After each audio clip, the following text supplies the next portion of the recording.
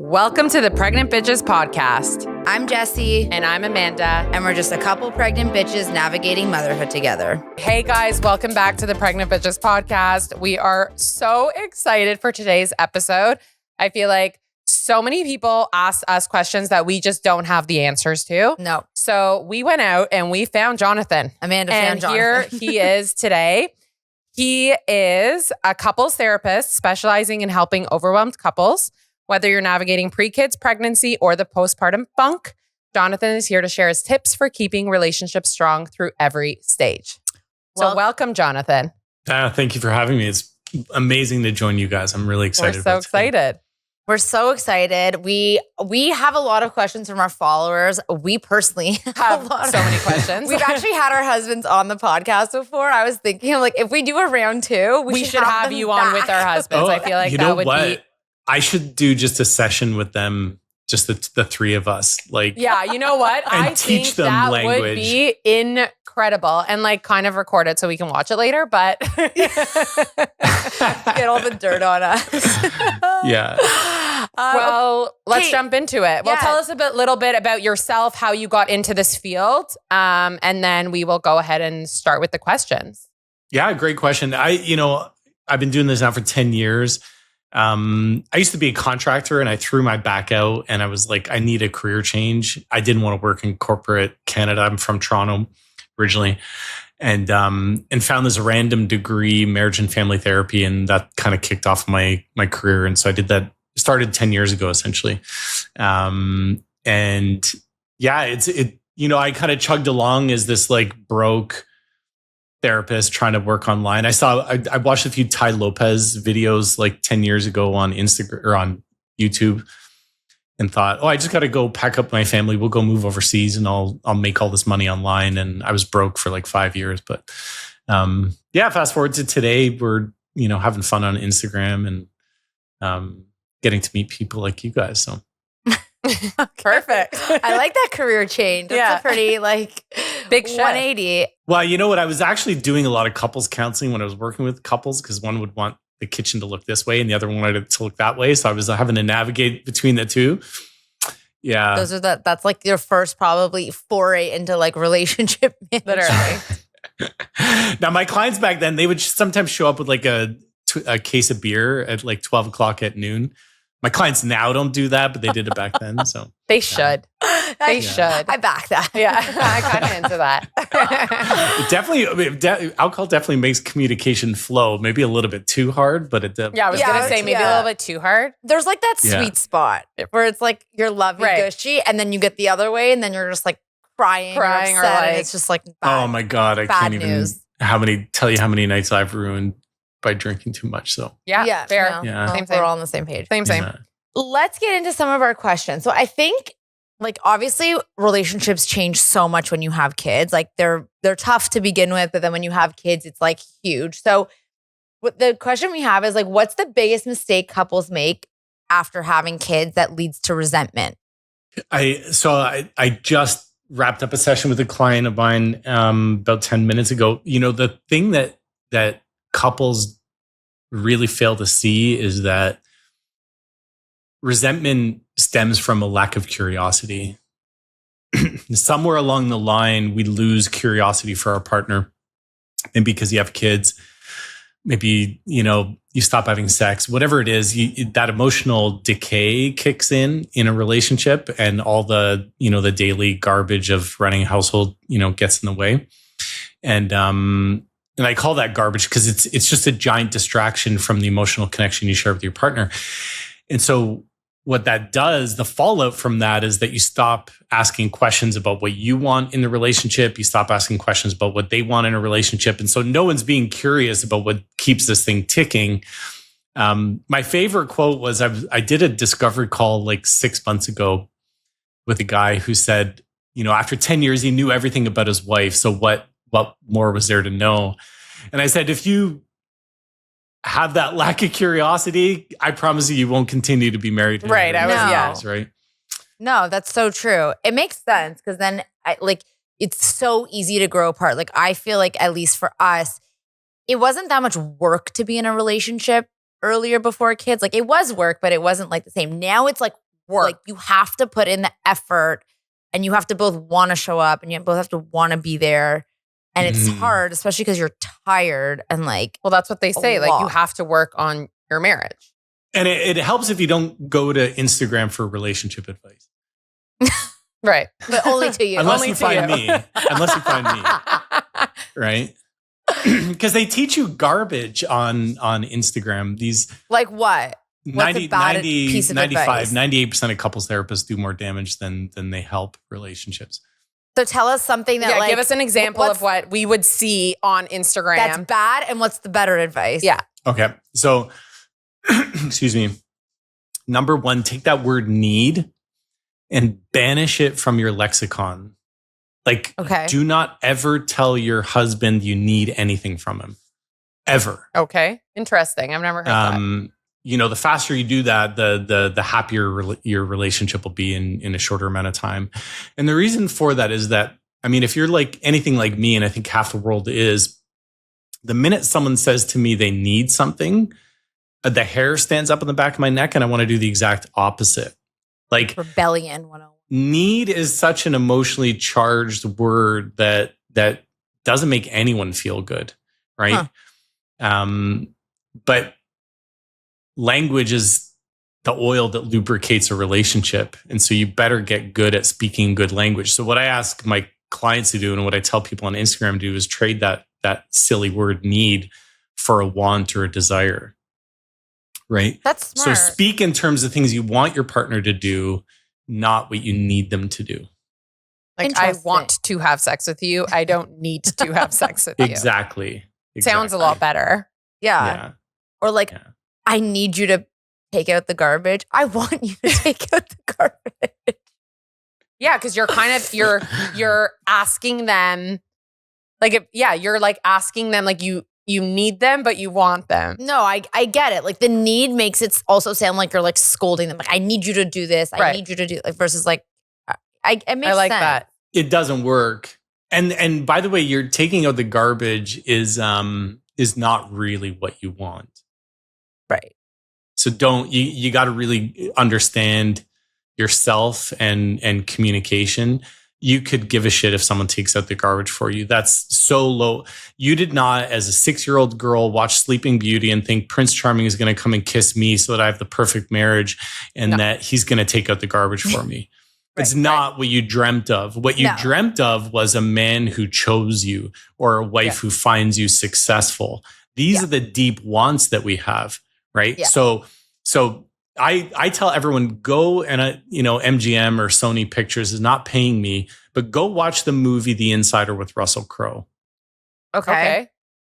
He's the scientist working for the tobacco company. And I was a brand manager at a tobacco company, so I know all about it. But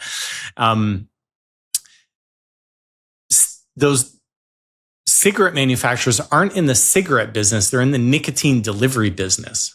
That's what he says in the video, in that movie.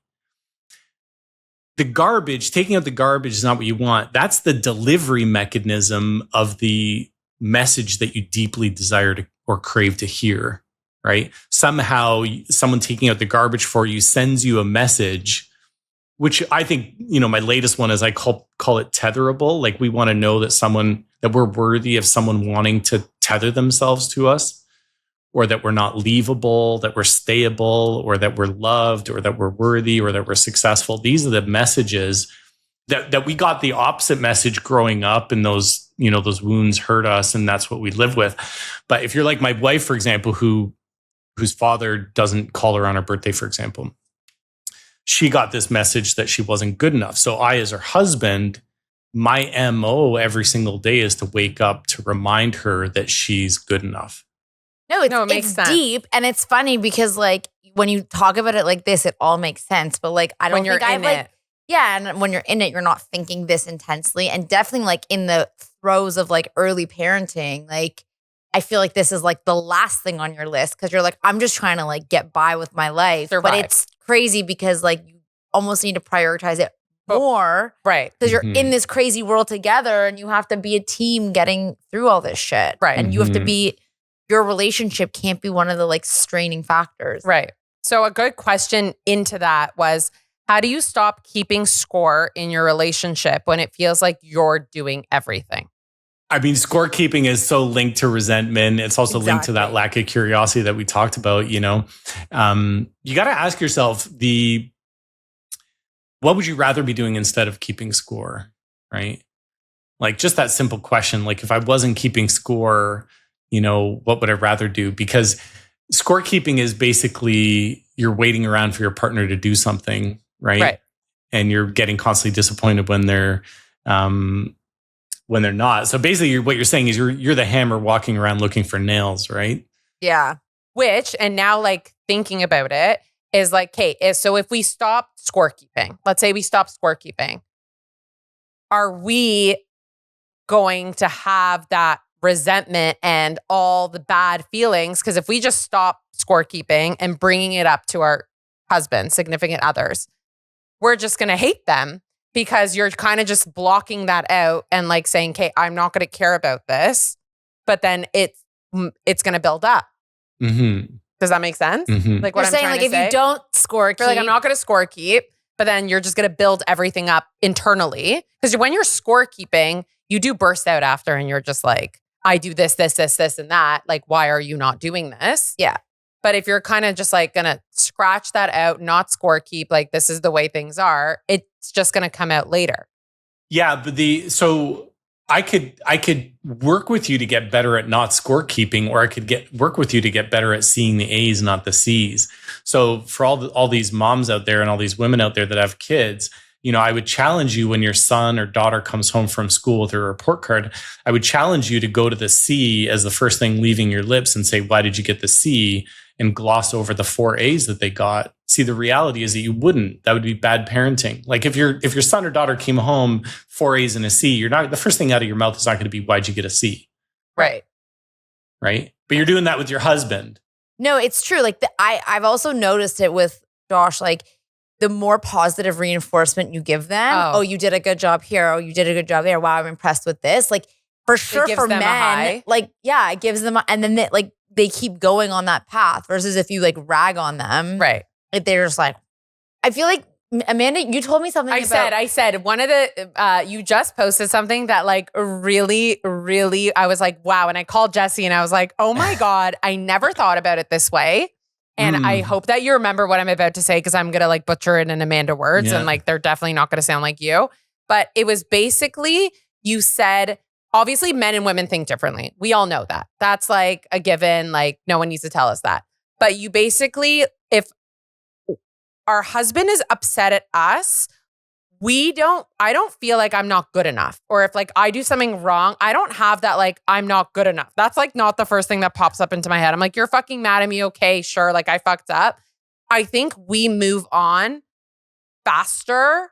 Maybe that's just me in our brains if I make a mistake. Whereas you said something about how men, do you know which one I'm talking about? Like it was one of your recent ones. Yeah, that hit 1 million views in there you go. Like I was like, this is amazing. Where and I really, really like sat with it and thought about it. And I was like, that is my husband. Like if I get into a fight with him, the first word that comes out of his mouth, I'm not good enough. Yeah. That's it. It's like a shutdown. I'm not good enough. Like, what do you want me to do? So like kind of like give us a little bit more into that. Cause I think as you just said, it hit 1 million. It's like very that's insightful. like a very insightful, interesting thing that women don't ever think about what goes on in the men's brain. Well, it's so rooted in defensiveness, right? So why do men get defensive? Why do people fight in a relationship? They fight to defend their ego, their identity, right? So what happens is most women and men, I by the way, I never discuss the genders. I could give a shit about feminism and toxic masculinity, not in a way that I don't think they're important. I just do not want to engage in the conversations, right? I truly believe that we need to just drop those isms and just look at each other with love and endearment and say, how can I show up better in our marriage today? Like that's how I operate. But what happens though is that when men get confronted with like feedback on something that they've said or done, they internalize it so quickly. And they internalize it to the point where they need to come out guns blazing and defend their identity, and they get defensive. Right. I'm like thinking of 900 examples in my head on the spot. So essentially, when he sees himself as a bad man, right, that's the message that he internalizes. He's now painted himself into a corner he doesn't feel like he can get out of. Right. And so the only thing that is left for him is to go to war with you, right? Go to battle with you, because you're the one that's keeping him in that corner. Right. So how do you ever find connection in that circumstance?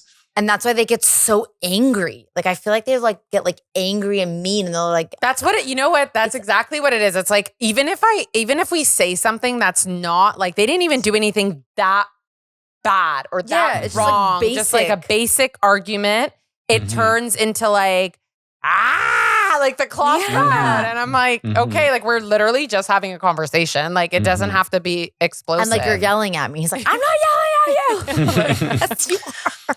But where does it come from? It comes from because like when he was raised by his mother, he went to kindergarten with women teachers. Then he went to grade 1 and primary schools, mostly women teachers.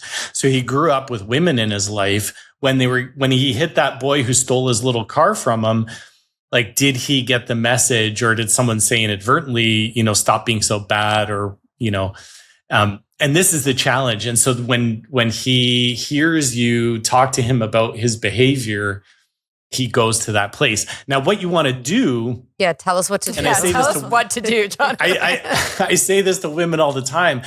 Remind him that you're there to talk about the things that he said or done, not who he is as a man. Remind him that you love him for who he is. No, that's exactly the key. And you know what? It's funny you said that, because I have said that before. I'm like, this is not about you not being good enough. Right. This has nothing to do with that. Right. Yeah. We just need to work on what is in front of us. It's true. It's really true. I never thought about it that way. So this kind of segues into another question we have is like, what's the key to maintaining communication when you're overwhelmed and sleep deprived? I feel like the biggest thing I face is that if I'm okay, I can approach things in a very calm, cool, collected manner. Even he can as well. Like, we can have a mature conversation. When we're both sleep deprived, or the kid is literally pulling on my leg, or someone's screaming in my ear, or I tripped on a fucking Tonka truck, like, then you're just like overstimulated and you're like overwhelmed and you have none of that. Like, how do you get your composure? Like, how do you communicate properly in those like high stress situations? So communication always begins with physical reconnection. So I tell clients, like for all the clients that are high conflict that I work with, all the couples, you need to turn the heat down. You need to lower those adrenaline, cortisol levels, right? You need to connect, right? So rather than try to repair first and then physically reconnect, always focus on the physical reconnection, right? So now I get people saying, oh, I'm all touched out. I don't want him anywhere near me, right? So then let's back up the Tonka truck a little bit, right? So a child doesn't crawl before they walk. They first have to support their head with their neck. Then you lay them on their back. Then they have to learn to roll over. Then they have to prop themselves up. There's probably dozens of other developmental milestones I'm missing, right? If you need to physically reconnect, maybe that's just maintaining eye contact. Right. Lowering your shoulders, right?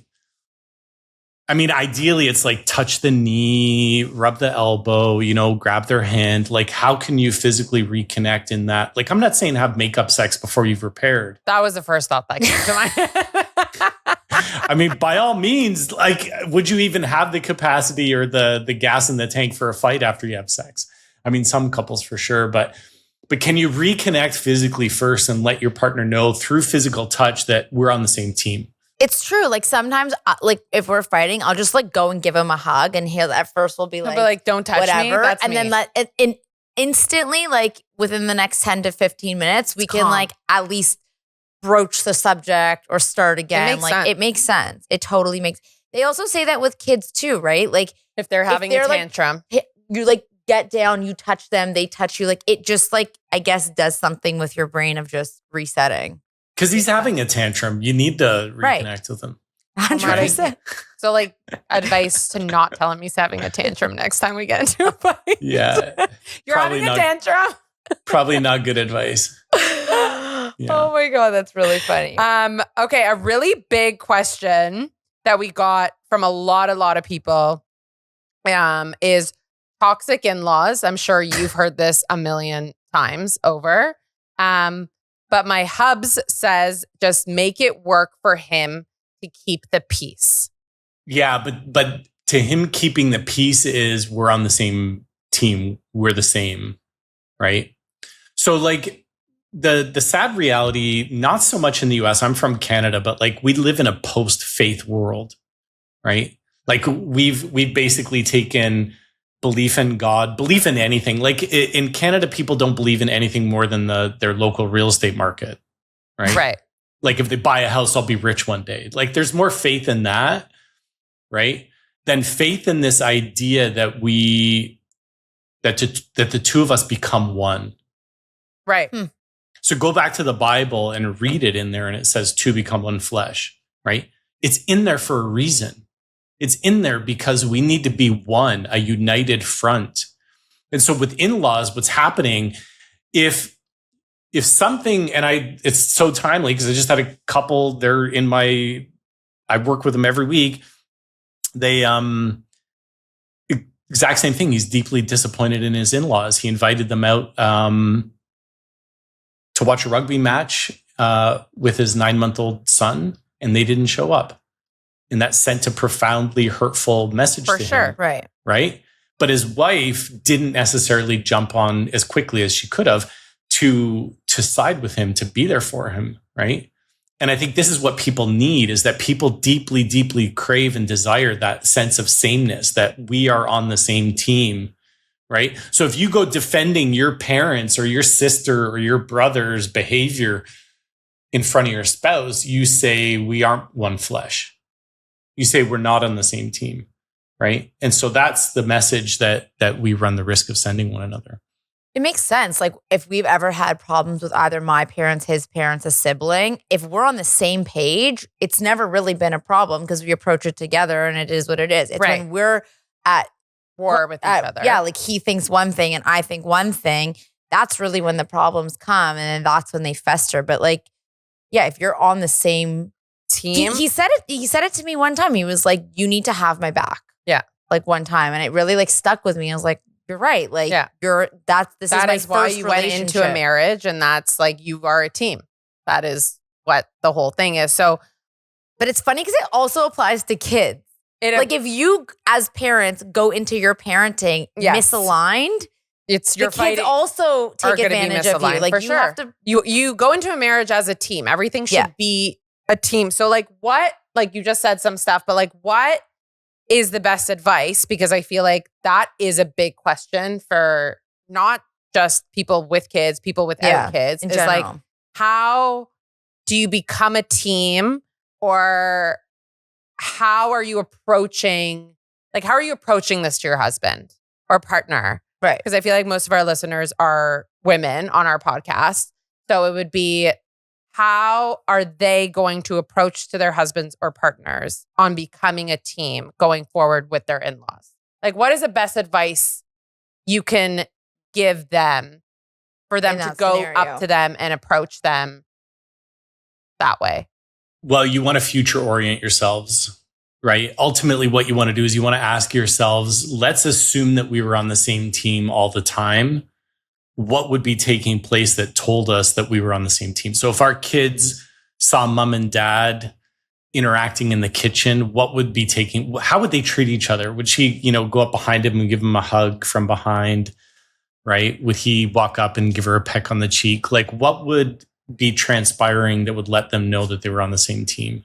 Another way to ask that would be a past-oriented way, to use that, that higher faculty of memory, which would be, over the course of the last week, what was anything, big, small, that took place in our relationship that told us we were on the same team? Right. Yeah. Right. I was just going to say, you're orienting your gaze towards what you want to see and not what you don't want to see. I feel like the biggest issue is like women are more down to talk about their feelings and talk about relationships and like maybe go see a therapist. Like I feel like men, they're more like closed off, and it goes back to that ego thing of like, well, I'm great. And if you're telling me I have to go to therapy, that means You're telling me I'm not great. And I'm not great. So like, how do you broach that subject? Because I feel like people used to see therapy or speaking to somebody as like it's a negative. Like I think a lot of people do it now as like it's an enhancement to your life. It makes your life better. Like how do you broach the subject of like, let's like maybe just send them a podcast or like without them feeling like, oh, something's wrong with you. I mean, honestly, philosophically, I think everyone knows what's best for their lives. If a man doesn't want to go to therapy, he must know that therapy is not going to be helpful to him, right? But then that said, though, he does do well to ask his wife and stay in communication with her and say, but you know what? If we could improve this, how would we? Right. So it may not be with therapy. You know, I've hurt my lower back. I'm not going to choose acupuncture. Maybe I'm going to pick a massage therapy. Right. So we should all get to pick, but he shouldn't be allowed to refuse therapy, but then also refuse to repair. Right. So he should be looking at other ways that are going to be aligned with what he wants. Now, and maybe if he's not, that's sending you a message. Right. Yeah, that's definitely sending a message loud and clear. Okay, I have this is another big popular question around the whole sex thing. So there's like multiple. So what's the best way to handle mismatched libidos in marriage? Like one wants it more. Should scheduling sex be a thing, or does that kill the mood? And how do you deal with not wanting sex as much after a kid? Kind of all. It's like a 3-for-1. Yeah, but like. Yeah. It's tough. It's tough. It changes definitely after kids. But like, what's your thoughts on sex in general? Well, I like it. Yeah, Jonathan. With let my us wife, know what your thoughts on sex in general are. Sex is for men, it's when you have sex with your wife, you mainline connection into your veins. Like that's what happens for men, right? There's a mainlining of deep emotional connectedness into our veins when we're intimate with our wives, right? For women, maybe not so much. I don't know. I don't want to go down to the men versus women thing, but to me, I see sex as a physical manifestation of that emotional connection, right? Now, one person's going to say, but you need emotional connection to have sex. The other is like, you need sex to have an emotional connection. Doesn't matter where you start.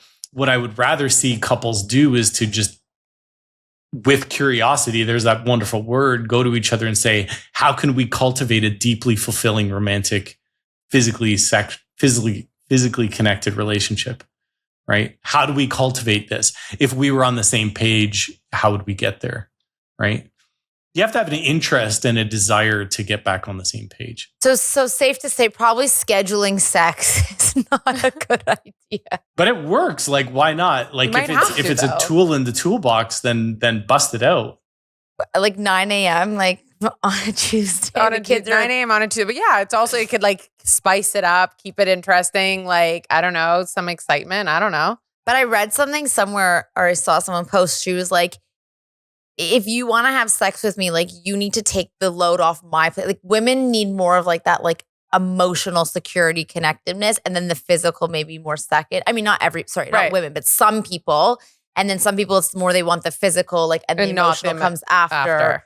And it's that vice versa thing. So I think to your point, it's like just being open with that communication. Maybe if you don't have the highest libido one day, like just say sharing that with your partner and being open about it so that it doesn't become a thing. But it starts when two people wake up every single day saying, I want to be the source of your emotional joy today. Right.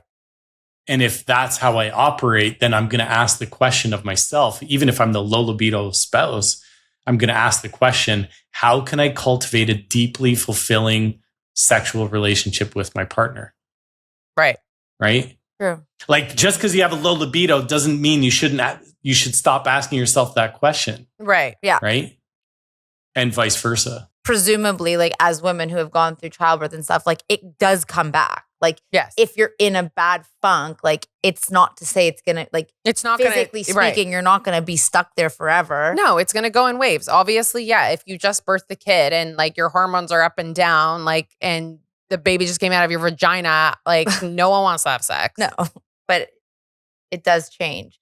Okay, so this is one other final one. Like, how can couples snap out of the funk when it feels like they're just coexisting? Because I feel like a lot of people get in this like roommate stage of parenting after kids and like maybe just in life. I don't know. It doesn't have Yeah, to it doesn't have to be after with kids, just in general. How do you like, what's your best advice at getting out of that like funk?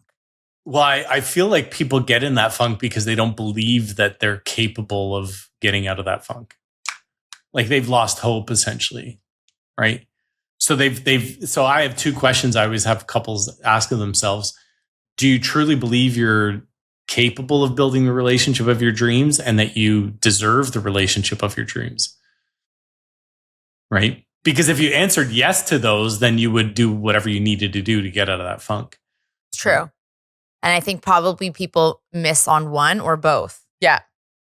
Like some people say like I'm capable but not deserving, or like sometimes you're both. And they'll tell you that they believe it, but their actions don't support what they say, right? No, it's so interesting. I feel like all these things, there's like, you know them, but you don't know them. You know, like You know speak them, about but you're it. like, oh, okay. Like, so interesting. Okay, so Jonathan obviously knows a lot, and this was insanely informative and amazing. If you guys want to check him out on his page, as he said, he's getting 1 million views on his Instagrams because what he's saying is really fucking great. It really, really relates. That's how I found him. Literally, yeah, right. I remember you called me. You're like, I found this great. I found this guy. How did you find me? I'm really curious. Like you could have. Well, we've gotten a lot of questions of like having a couples therapist like on, especially like after kids and in general. Like it's a very interesting topic. And I literally typed in couples therapist and then it like showed me like a bunch, like literally a bunch. And then you're one of the top at the very top. And I like clicked on it and I started watching your videos and I'm like, oh my God, like, yes. And for me, I guess it's for everyone. Like if someone hooks me right away, I'm like, okay, I'm interested. And then I start like scrolling down and seeing your other clips. And I think the way you do it with the music and like the very quick wording and like straight to the point, like the last one that we just talked about was incredible. So if you are looking to talk to someone, Jonathan is your man. We're going to have our husbands on solo, separate. He can come. They can come by themselves. And if you have any questions, reach out to him on his page because I'm sure you're happy to answer. Oh yeah, I get a dozen DMs a day and I answer every single one. So there you go. Amazing. Fun. There you go. So reach out to Jonathan. And thank you for coming on. We really appreciate it. Oh, thank you guys. Yeah, it was a ton of fun. It was very casual. I enjoyed it. So okay, amazing. All right, everybody. We will see you next week then. Bye. Bye. Bye.